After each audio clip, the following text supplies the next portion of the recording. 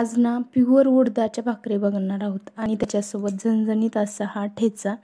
तर माहेरी गेल्यावर आई गरम गरम असं भाकरी ताट द्यायची, खूप छान लागायची। त्या ठेच्यावर जर तेल ओतून खाल्लं तर मस्त लागतं। तर जे काळे उडीद भेटतात का तेच चांगले दळून आणला, त्याच्यात काही मिक्सिंग केलं नाही, ज्वारी नाही ना तांदूळ नाही, एकदम प्युअर आहे। तुम्हाला हवं असेल तर तुम्ही त्याच्यात थोडीशी ज्वारी मिक्स करू शकतात, म्हणजे एक पट्टीमध्ये 1/4 भाग म्हणून ज्वारी मिक्स करू शकता। इथे मी ते पीठ घेतले, त्यात थोडंसं चवीनुसार मीठ टाकले आणि थोडं थोडं करून ते पाणी ओतून देणार। तर आपण त्याच्या चपात्या नाही तर भाकरी करणार आहोत।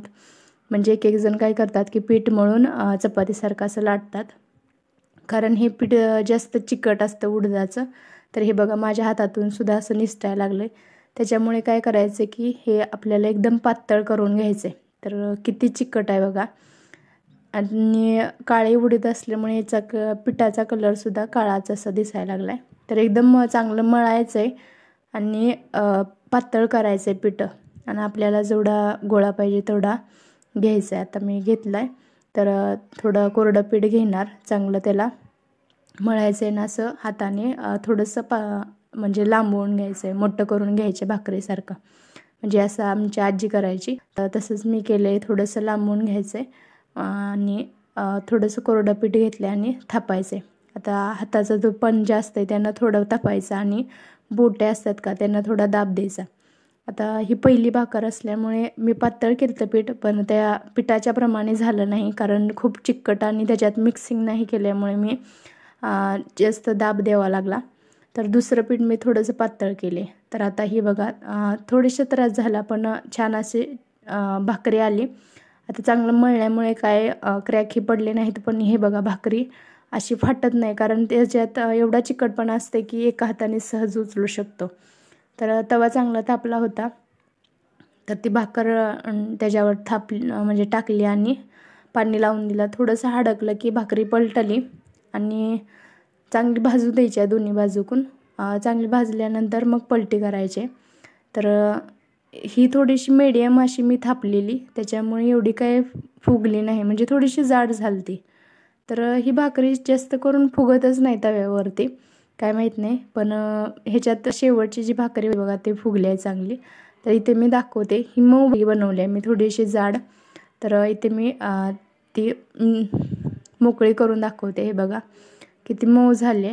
तर अशाच प्रकारे कडक करायची, म्हणजेच काय उशीरपर्यंत तव्यावर भाजायचे। तर गॅसवर भाजू नका, म्हणजे गॅसच्या फ्लेमवर, कारण ते खूप घातक आहे त्याच्यामुळे। तर दुसरी भाकरी बनवली, दुसऱ्या भाकरीसाठी मी थोडंसं पीठ पातळ बनवलं आणि चांगली भाकरी थोडीशी पातळ केली, कारण ही भाकरी मला कडक अशी बनवायची होती। तर चांगली दोन्हीकडून भाजली आणि बघा ही अशी फुगते। तुम्हाला वाटलं असेल की हे दोन्ही बाजूकडून फुगायला लागले, तर नाही, तर हे पूर्ण खालून फुगायला लागले आणि असा गॅप बनतो मधून, आणि हे आता गाते। तर पूर्ण गॅप बनल्यामुळे ती पचली नाही, म्हणजे काय भाजली नाही त्या बाजूने, त्याच्यामुळे मी थोडंसं कापडाचा यूज करून ते चांगली भाजली आणि ही भाकर कडक केली ती। आणि ही तिसरी भाकर आहे ती थोडीशी फुगली, तर ही थोडीशी जाड केली ती। हे बघा भाकरी झाल्यात, 2-4 भाकरी केल्या। आता आपण ठेचा घेऊया। त्याच्यासाठी तर माहीतच आहे सर्वांना, तरी पण शेंगदाणे घेतलेत, मिरची घेतली आहे मीडियम, जास्त तिखट नाही, तर तुमच्या आवडीनुसार तुम्ही घेऊ शकता। तर लसणाच्या पाकळ्या घेतल्यात, लसूण थोडासा कमी घेतला आहे महाग असल्यामुळे, कसं कुठली गोष्ट महाग असली की कमी वापरायचं असं असतंच एखाद्या गृहिणीचं। तर चांगला लसूण आणि शेंगदाणे टाकून भाजले, मिरच्या पहिल्यांदा भाजले तेल टाकून, सगळं भाजल्यानंतर मीठ टाकलं चवीनुसार, त्याच्यात तुम्ही खडे मीठसुद्धा टाकू शकता आणि खलबत्त्याने चांगलं चेचून घ्यायचं आहे। थोडंसं मोठं ठेवायचं आहे, आबडधोबड एकदम छान लागतं। आता तुझं माहीत नाही, पण मी काय करते की ठेचा सगळा काढल्यानंतर हे जो तवा राहते का ते भाकरीचा तुकडा घेतं आणि सगळं असं पुसून घेते, एकदम छान लागतं, काही वाया पण जात नाही आणि त्याची टेस्ट छान लागते, कारण लोखंडाचा तवा आहे त्याच्यामुळे टेस्ट भारी लागते खरड्याची। शक्यतो तुम्ही खरड्या लोखंडाच्या तव्यातच करा। तर अशी ही कडक भाकरी घेतली आणि त्याच्यावर ठेचा। व्हिडिओ आवडला असेल तर नक्की लाईक करा।